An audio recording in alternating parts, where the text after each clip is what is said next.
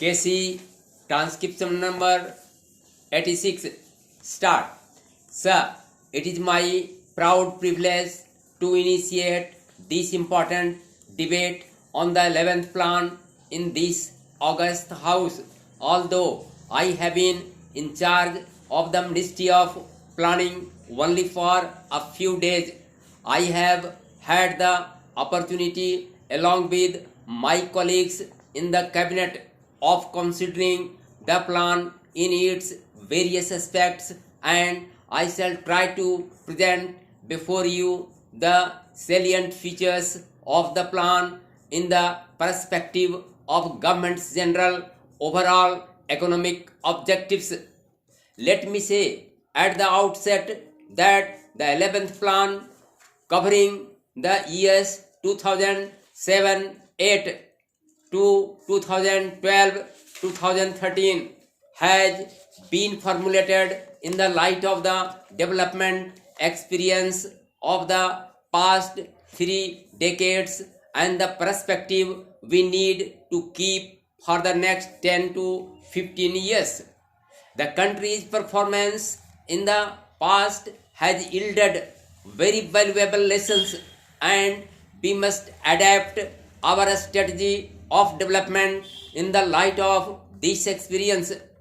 The initial conditions from which the plan had to commence were far from favorable. 1999 was a drought year during which agricultural production slumped.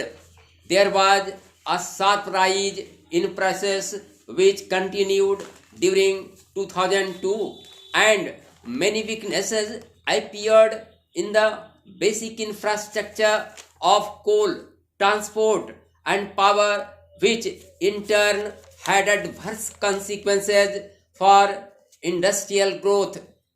Internationally, we faced a sharp rise in prices of petroleum and other imports, while recessionary conditions in the industrialized world held out a threat for our exports. In a situation such as this, it was not easy for the government and the Planning Commission to chart the course of the country for the next 5, 10 or 15 years, which would be bold or definitive. At the same time, the problems facing the country are so acute that solutions brook no delay. Renewal of poverty and unemployment and attainment of self-reliance have been the basic goals of plan development, and they remain so for the 11th plan as well. As in order to move forward towards these objectives, it is essential, although not sufficient, to achieve a high rate of growth of national income. The plan thus aims at the growth rate of 5.2% per annum. This is not an ambitious target, especially since 1999 was year of low output, but it still requires assiduous efforts to utilize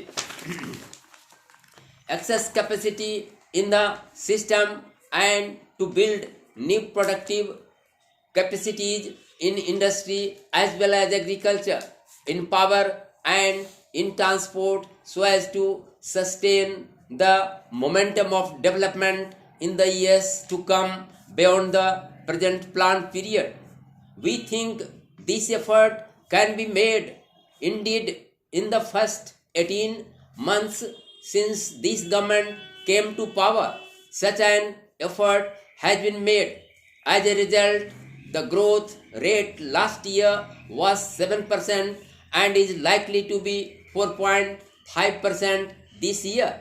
Thus, the average for the plan may come to 6%.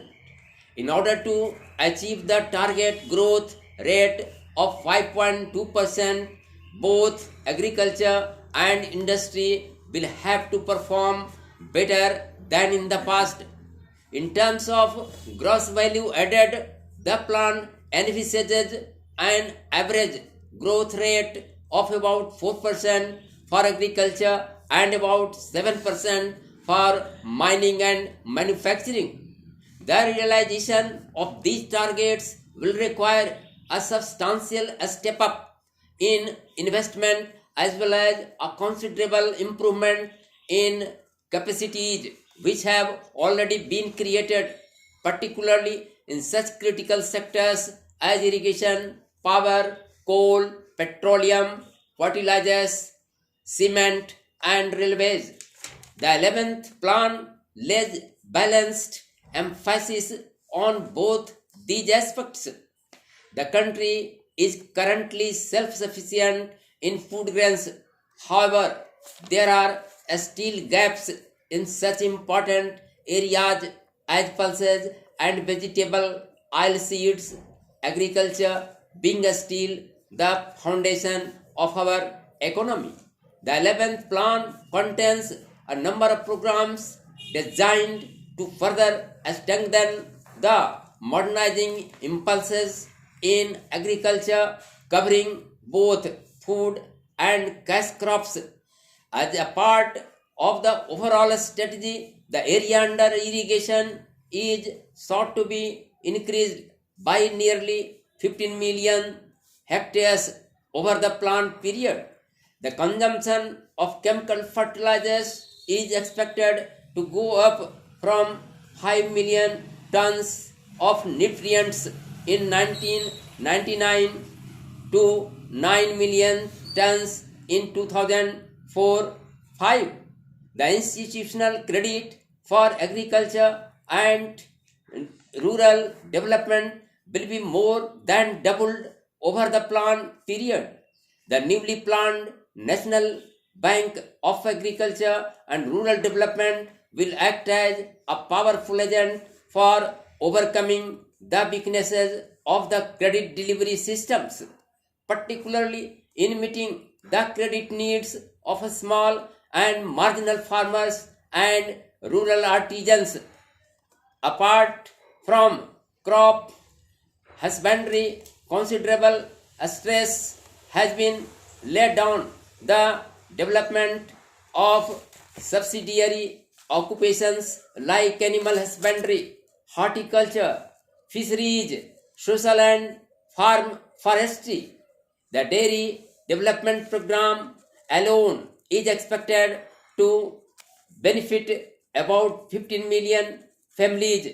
It is the declared policy of the government to provide remunerative prices for farm produce and to strengthen the infrastructure for marketing so that farmers have an adequate incentive to produce more.